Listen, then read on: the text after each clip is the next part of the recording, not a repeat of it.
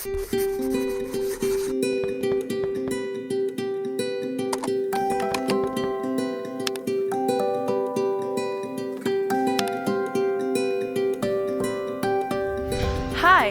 welcome to another episode of My UPSR segment.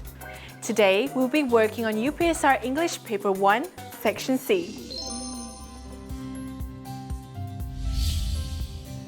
By the end of this video, I'll be sharing with you the exam format for the UPSR English Paper 1, Section C, analysis of possible topics that might appear, and tips on how to score. Let's start with the format. Paper 1 comprises 40 multiple-choice questions. The paper is divided into 5 sections. Section A, Vocabulary, Section B, Test Social Expression, Section C, Grammar, Section D, Text Completion, and finally Section E, Reading Comprehension. There are 10 questions in Section C. Section C tests pupils' knowledge in 3 aspects. For questions 16 to 21, sentences with missing words are given. Pupils have to tap into their grammatical knowledge and fill in the blanks with the correct answer. For questions 22 to 23, pupils are supposed to fill in the blanks with the correct spelling. For questions 24 to 25, pupils are supposed to choose the sentence with correct punctuation. This section is worth 10 marks.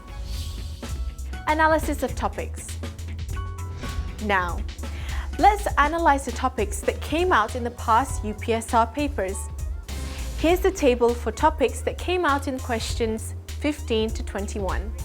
Questions 15 to 20 generally ask these parts of speech: tenses, pronouns, conjunctions, prepositions, adjectives, modals, adverbs, subject-verb agreement, tag questions and responses, and articles.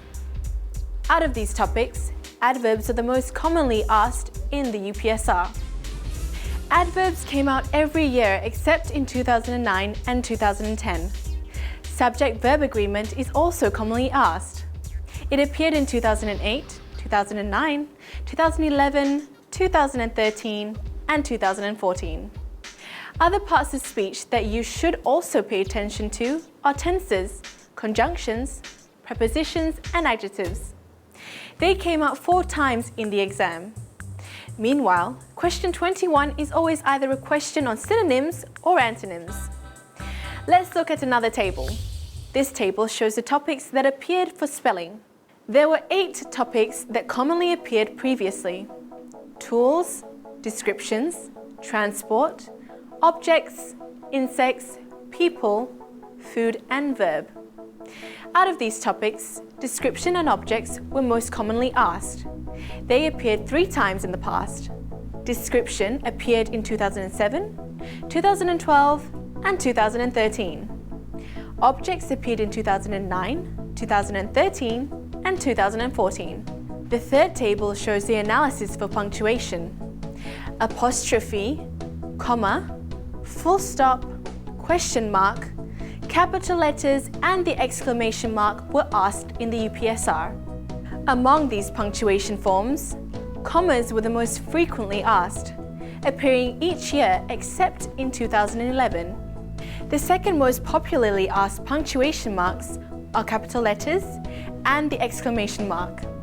Capital letters appeared every year from 2009 to 2014. Meanwhile, the exclamation mark appeared in 2007, 2008, 2009, 2010, and 2014. So for parts of speech, we will be paying extra attention to adverbs and subject-verb agreement. For spelling, we will be focusing on description and objects. Finally, for punctuation, we will be focusing on commas, capital letters, and the exclamation mark. Tips for scoring in Paper 1, Section C. It's very easy to score for this section as long as you follow these tips. Let's start with grammar. Identify key words in the sentence. The sentence usually gives hints. For example, In 2014, question 17. The blouses sold in just a few hours. The keywords in this sentence are blouses and sold.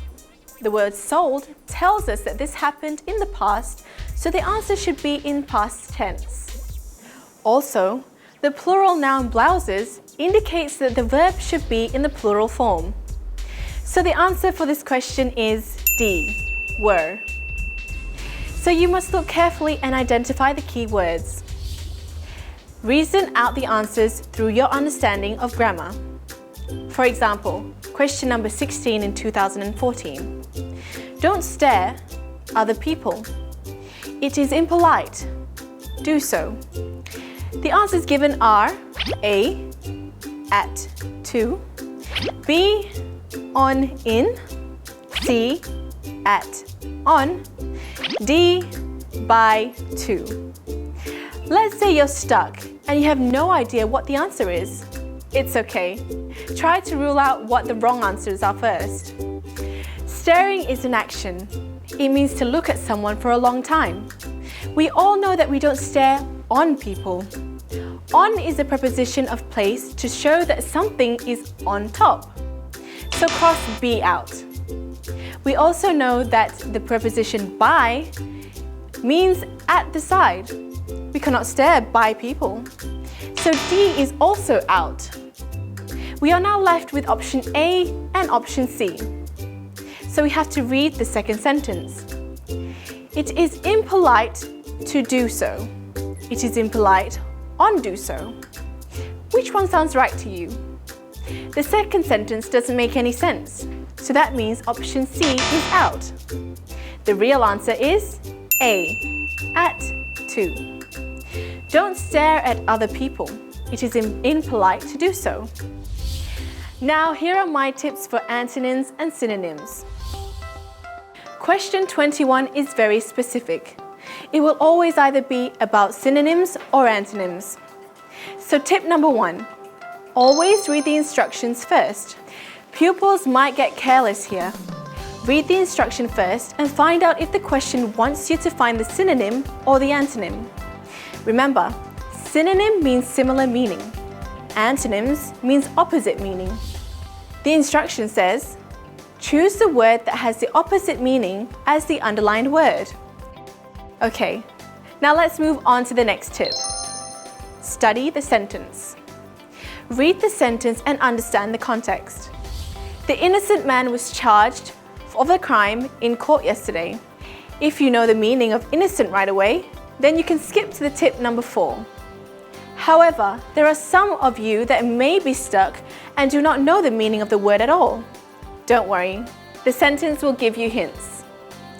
So what do you understand from this sentence? In order to understand this sentence, you have to know the meaning of the words charged, crime, and court. We all know a court is a place for justice where a judge would decide if a person is at fault or not. Crime refers to an act that is against the law. Charged means the act of accusing someone for committing a crime. So this sentence is talking about a man being accused of committing something bad in court. Reason out the wrong answers. Now that you know the context, it's time to reason out the wrong answers. Let's look at A, foolish. Foolish means someone who is silly or not clever. Would a foolish man be charged in court? No, definitely not. So A is not the answer. What about B? Humble. Humble means someone who does not show off. Would a humble person be charged in court? No, of course not. So B is also not the answer. What about C? Guilty. Guilty means someone who has done something wrong. Would a guilty person be charged in court? Yes. That sounds like a logical answer. Let's keep that aside first. Now let's look at D. Correct. Would a correct person be charged in court? No, I don't think so. So by eliminating the answers one by one, you know that C is the most logical answer.